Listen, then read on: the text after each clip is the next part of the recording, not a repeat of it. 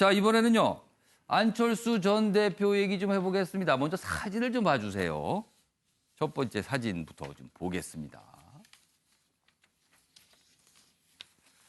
여기 보시면요. 어제 안철수 신당이라고 하려다 선관위에서 제동을 걸었죠. 그래서 이름을 바꿨습니다. 국민당입니다. 국민의 당에서 의자 하나가 빠진 국민당이 됐습니다. 그리고 어제 창당 발기인 대회가 있었고요. 안철수 전 대표가 창당 준비 위원장이 됐습니다. 그래서 이렇게 축하 꽃다발을 받았는데 일단 보세요. 꽃이 안 보이네요. 그래서 이게 또 얘기가 좀 있었어요.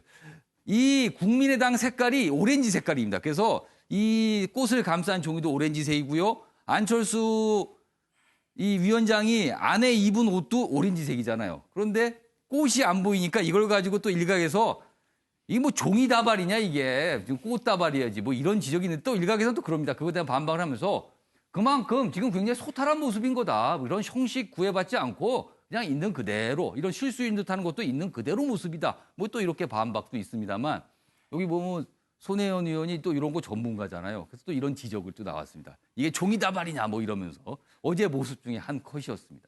자, 그럼 관련 기사 보겠습니다. 자, 뭐 중요한 건 뭐 꽃다발이든 종이다발이 아니겠죠. 중요한 건 실제 얼마나 국민들에게 호소할 수 있느냐 이 부분인데요. 지지율 3% 국민당 발기인 대회 어제 열렸습니다. 안풍은 언제쯤 부나? 안풍. 부나 안 부나? 언제 부나? 이겁니다. 안철수 과거 열풍 기대 속에 당명을 정했습니다. 국민당입니다. 이름이요. 실용적 중도의 길 묵묵히 가겠다 이렇게 돼 있습니다. 근데 이 기사는요. 언제쯤 이렇게 강조를 하고 있는 거죠. 지금. 자, 그럼 어제 그 행사 모습 확인해 보겠습니다. 새로 시작하는 국민당을 편견 없이 바라봐 주시기를 호소드립니다. 대한민국 정치는 세 가지 바이러스에 동시에 감염되어 있습니다. 우리 소중한 대한민국이 이렇게 망가지는 것을 더 이상 지켜볼 수만 없었습니다. 동지 여러분, 함께 힘을 모아 주십시오. 함께 성공하는 국민의당 만들어 갑시다. 자, 안철수 위원장이 국민들에게 호소를 하면서 저렇게 오렌지 색깔이 당색인 국민당을 이제 출범시켰습니다. 그런데 이 영상 중에 한 대목이 있죠. 편견에 관한 얘기입니다. 편견. 편견을 같이 말아달라 그랬어요. 최영철 편집위원. 네. 자, 이 편견은 국민이 갖고 있는 편견일 것 같은데 무슨 편견입니까, 그게?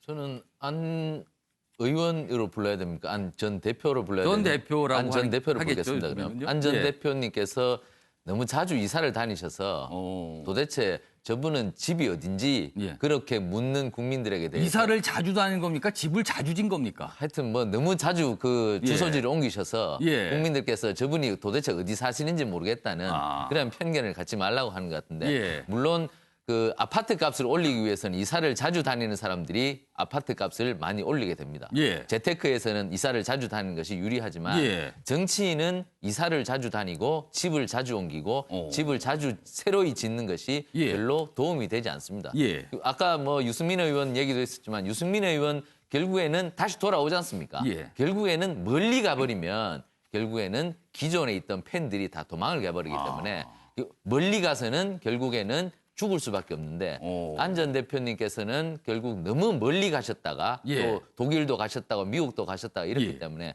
국민들께서 여러 가지 편견이 많은데 그 부분에 대해서 편견을 좀 거두어 달라고 하시는 것 같은데 근데 국민들이 좀 거두어 줄 것 같으세요? 아니면 쉽지 않을 것 같으세요? 네, 거두어 줄 것 같으면 새로운 꿈을 심어줘야죠. 안 전 대표님께서 지난번 그 장미 대선 때 예. 저하고 인터뷰를 할 때 이런 말을 하셨어요. 예. 자신은 메르켈처럼 그런 정치를 한번 해보고 싶다. 메르켈은 물리학자지 않습니까? 예. 저분 의학자고. 예. 그래서 그런 정치를 한번 해보겠다고 했는데 최근에 또 마크롱으로 바뀌었어요. 그렇게 또 바뀌는 거죠. 근데 왜 바뀌었는지는 잘 모르겠어요. 하여튼 계속 바뀝니다. 그러니까 저번에 꿈이 무엇인가, 예. 지향점은 무엇인가, 예. 그럼 국민들에게 줄 선물은 무엇인가 예. 이런 메시지가 자꾸만 바뀌고 있다는 것이죠. 그렇기 때문에 저분의 주소지를 묻는 사람도 있고 저분이 주머니에는 뭘 들어가고 있는지를 묻는 사람도 있고 예. 하여튼 미스테리한 사람이다라는 의문이 많습니다. 그 부분을 해소하지 않으면 안철수 신당은 예. 결코 뜨지 못하고 바람도 불지 않는다. 아. 그 부분을 명심하셔야 될 것 같습니다. 최영철 편집위원은 미스터리한 인물이라고 평가를 하셨네요. 네. 자, 김상일 평론가. 네. 저 기사에 안풍 얘기가 있는데 그 이 안풍 언제 불까요? 글쎄요. 일단은 뭐 조건과 분위기는 나쁘지는 않다고 생각을 예. 합니다. 근데 이제 문제는 뭐냐면 지금 안철수 전 대표께서 예. 총선과 대선을 좀 헷갈리시는 거 아닌가 이런 생각이 좀 들어요. 왜냐하면 계속해서 들어오셔가지고 하는 행보가 대선 행보를 하는 듯한 느낌? 그런 느낌이 많이 드는 거죠. 사실은 총선은요, 각 지역의 어떤 요구를 받아서 정책도 개발하고 거기에 맞는 새로운 인물들, 예. 아주 능력 있는 일꾼들을 내보이는 것들이 중심이 돼야 되는 거거든요. 근데 안철수 대표에게는 후보들이 보이지 않아요. 본인만 있어요. 그러니까 다른 후보들을 본인이 내놔도 나를 믿고 그냥 뽑아라? 예. 뭐 이런 식인가요, 이게? 그렇게 될 가능성이 굉장히 높은데 예. 그럼에도 불구하고 그런 분위기나 조건은 상당히 좋은 편이에요. 근데 그것을 폭발을 시키려면 예. 말씀드린 대로 총선에 알맞는 재료들이 있어야 되는데 예. 총선에 맞는 재료들은 지금 하나도 없는 상태거든요. 어.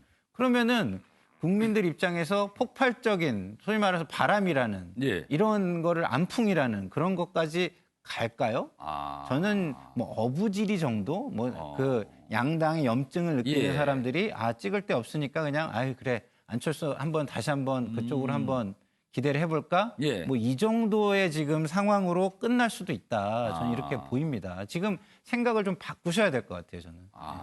그러니까 이게 지금 사실은 처음에는 안철수 신당이라고 하려고 했잖아요. 그게 안 돼서 국민의당인데 사실 지금 이 모습에는 안철수 전 대표만 보이지 다른 사람은 안 보이더라. 전혀, 예. 이건 한계가 있다. 지금 이 지적을 해 주시는 겁니다. 안풍 언제쯤 불긴 분다면 언제 부나 뭐 이런 거 지금 궁금해하고 있습니다. 많은 분들이요. 알겠습니다.